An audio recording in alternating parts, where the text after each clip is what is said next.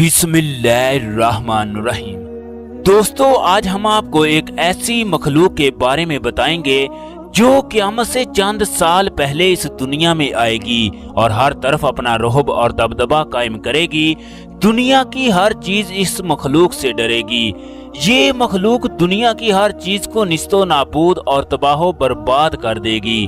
اس مخلوق کے پاس اتنی زیادہ طاقت ہوگی، یہ ساری دنیا کا پانی پی جائے گی اور ہر طرح کے پھل پھول اور دنیا کا سارا اناج کھا جائے گی، حتیٰ کہ یہ مخلوق اس زمین پر رہنے والے ہر جاندار، چاہے وہ انسان ہو، پرندے ہوں یا پھر حشرات وغیرہ ہو، کسی کو بھی معاف نہیں کرے گی۔ لیکن اس کے بعد بھی اس خطرناک مخلوق کا پیٹ نہیں بھرے گا۔ یہ مخلوق آسمان پر رہنے والی مخلوق کو کھانے کی بھی خواہش کرے گی۔ دوستو، یہ مخلوق یاجوج ماجوج ہوگی جو کہ بہت ہی خطرناک اور طاقتور ہوگی۔ یاجوج ماجوج قیامت کی تمام نشانیوں میں سے ایک بہت بڑی نشانی ہے۔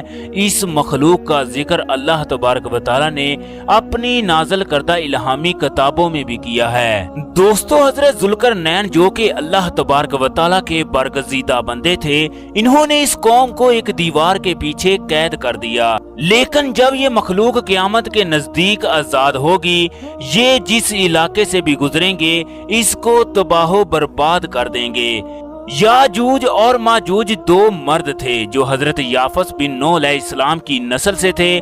ایک روایت میں آتا ہے کہ اگر قیامت تک آنے والے تمام انسانوں کے 10 حصے کیے جائیں تو ان میں سے 9 حصے یاجوج ماجوج کے ہوں گے اور باقی ایک حصے پر دنیا کے سارے انسان موجود ہوں گے۔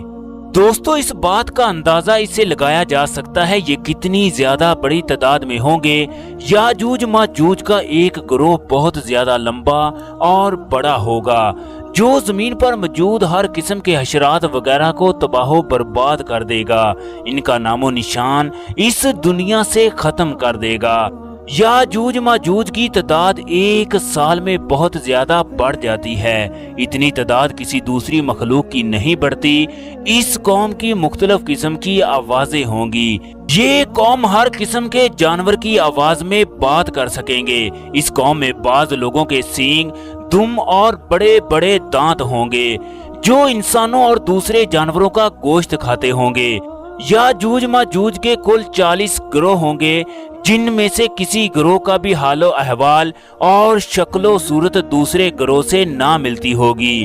ان 40 گروہوں کا بادشاہ اور زبان علیحدہ علیحدہ ہوگی۔ یہ قوم زیادہ تر اپنا کھانا شکار کر کے کھاتے ہیں۔ اس قوم کی نسل اتنی تیز رفتار سے بڑھتی ہے کہ ایک روایت میں آتا ہے کہ اس قوم کا کوئی بھی فرد اس وقت تک نہیں مرتا جب تک کہ یہ 1000 بچے پیدا نہ کر لے۔ اس قوم کا ایک گروہ ایسا ہے کہ جو 40 گز لمبا اور 4 گز چوڑا ہوگا۔ اس قوم کا ایک گروہ ایسا ہے جس کا قد ایک بالشت کے برابر ہے۔ یہ گروہ اس قوم کا سب سے چھوٹا گروہ ہے۔ اس گروہ کے بال بہت لمبے لمبے ہیں جو ان کو سردی اور گرمی سے بچاتے ہیں۔ ان میں سے ایک گروہ کے کان اتنے لمبے لمبے ہوں گے، یہ رات کو سونے لگیں گے تو ایک کان اپنے نیچے بچھا لیتے ہیں اور دوسرا کان اوپر اوڑھ لیتے ہیں۔ حضرت ذوالقرنین نے 1000 سال پہلے ایک تانبے کی دیوار کے پیچھے اس قوم کو قید کر دیا تھا۔ یہ قوم روزانہ اس دیوار کو اپنی زبانوں سے چاٹ لیتی ہے اور جب یہ دیوار ختم ہونے لگتی ہے تو یہ واپس مڑ جاتی ہے اور کہتی ہے اس دیوار کو صبح ختم کریں گے، لیکن اگلے دن پھر وہی کام ہوتا ہے اور یہ سلسلہ آج تک جاری ہے۔ اللہ تبارک و تعالی اس قوم کو ایک خاص وقت پر آزاد کرے گا۔ جب یہ قوم اپنے تانبے کی دیوار کو ختم کر نہ پائے گی تو ان کا سردار کہے گا چلو واپس ہم اس دیوار کو کل ختم کریں گے انشاءاللہ۔ یہ لفظ وہ لوگ پہلی مرتبہ بولیں گے، پھر اگلے دن یہ دیوار کو ختم کر کے باہر آ جائیں گے۔ جب ان کا پہلا گروہ بحیرہ تبریہ کے پاس سے گزرے گا تو اس کا سارا پانی پی جائے گا۔ جب دوسرا گروہ اس دریا کے پاس سے گزرے گا تو وہ بولے گا کیا اس جگہ پر بھی پانی ہوا کرتا تھا؟ یہ دریا اسرائیل میں سب سے بڑا تازہ پانی کا دریا ہے۔ اس دریا کا ذکر اللہ تبارک و تعالیٰ نے تورات اور انجیل میں بھی فرمایا ہے۔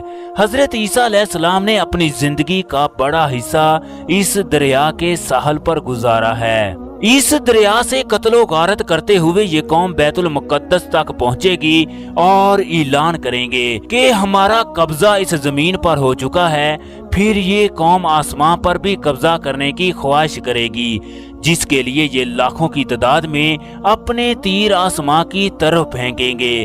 یہ تیر اللہ تبارک و تعالیٰ کی قدرت سے خون آلود ہو کر واپس زمین پر گریں گے، جس کو دیکھ کر یہ قوم بہت خوش ہوگی اور بولے گی کہ ہم نے آسمان والوں کو بھی قتل کر دیا، آج سے آسمان پر بھی ہمارا قبضہ ہے۔